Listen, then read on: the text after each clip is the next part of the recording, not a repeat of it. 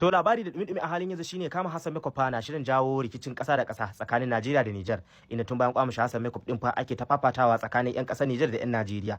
To da aka kama Hassan Makeup din dai an ga wani faifan bidiyo da ya bulla inda yan kasar suke bin ba'asi tare da Teema Makamashi inda suka yi wannan faifan bidiyon da ita inda suke tambayanta shin wani doka ne ya halatta cewa dan wani kasa a kama shi a ofishin yan sanda kuma a suburbude shi. Yi hakuri da Allah. A'a naji yana addressing dina ne, yana addressing dina, ni ba ni nan ka dauke shi ba. I'm sorry. Kana ji? Yan sanda ne suka kama shi, kuma ni ba ni da right da zan dauki doka a hannuna. Madalla. Doka ta Yanzu ba yan sanda Musa, dan mai sanda suka dauke shi. Ina da doka da dauke shi. Ba dan sanda bane ya dauke shi Musa. Ba dan sanda bane wannan gayan. Ku bi abu da dama, ku bi abu yanda za ku gane me yake faruwa. Police station akai. Ba dan sanda bane. Da Allah ya hakuri Teema. Aka yi me? Okay. Police station akai ko ba police station akai ba? Aka yi me? Police station. Ya nuna cewa a cikin Najeriya dan kasa wani dan kasa yana iya shigowa har cikin police station yamma wani mutum duka a cikin ofishin yan sandan Najeriya. Abinda Teema ta zo ta yi mana station ce nan yanzu. To bayan wannan faifan bidiyo da kuka saurara ga kuma wani sabon faifan bidiyon inda aka ji ambassador Rashida mai sa'a ta bayyana wa duniya cewa abin da aka yi wa Hassan Makeup ba daidai bane, sannan kuma ba iya Hassan Makeup ba duk wani dan adam za ta je ta tafafata domin ta kwatar masa yancin sa.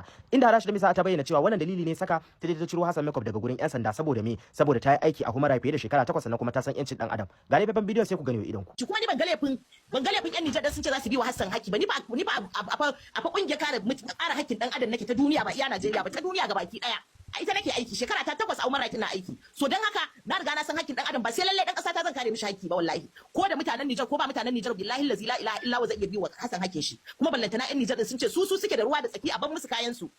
To bayan jin wannan faifan bidiyo ga kuma wani faifan bidiyon wata 'yar kasar Nijar amma mazauniya Najeriya inda ta bayar a bisa rayuwarta a Najeriya irin tsangwaman da aka yi ta mata dan saboda wai ita ba 'yar kasa bace mahaifinta dan Nijar ne, wanda haka ne fa ya ƙara tayar da hankula inda mutane da dama suka dinga mamakin irin waɗannan abubuwa dama suna faruwa ne ko kuma yaya, sai kitsin Hassan Makeup da Teema Makamashi ya jo sannan kuma abin ya fara fitowa. Ga dai faifan bidiyon sai ku gani idan ku. Wani mahaifina dan Nijar ne amma ya zo ya haife mu a nan Najeriya.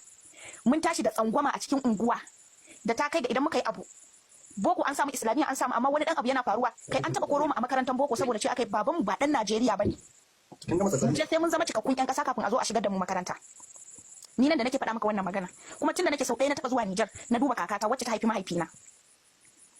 In faɗa za ka yi da mutum a cikin unguwa za a ce dalla tafi can ku ƴaƴan ƴan Nijar ba ku da asali ba ku da takarda. To ina so in faɗa wa mutane wannan abin tun asali dan Nijar ba shi da right a cikin Najeriya. Wannan zagi da kangwaman ba wai iyaye ku kadai bane, ya mune yanzu da muka girma kai karatu ka zama wani abu yasa yanzu baka facing wannan challenges din, amma in aka dauko rayuwar da muka yi a baya wallahi akwai lokacin da nazo ina kuka na tsuguna ce babanmu dan Allah dan Annabi tunda yana da gado a Nijar mu tattara mu koma can, saboda yanda aka tsangwame mu a anguwa ko gurin kawaye ne muka je mu kan mu ne the most listed because iyayenmu sun zo daga Nijar. Baffa nuna kafin su yan Nijar ne nema ne ya kawo su Najeriya kuma Allah ya sa ko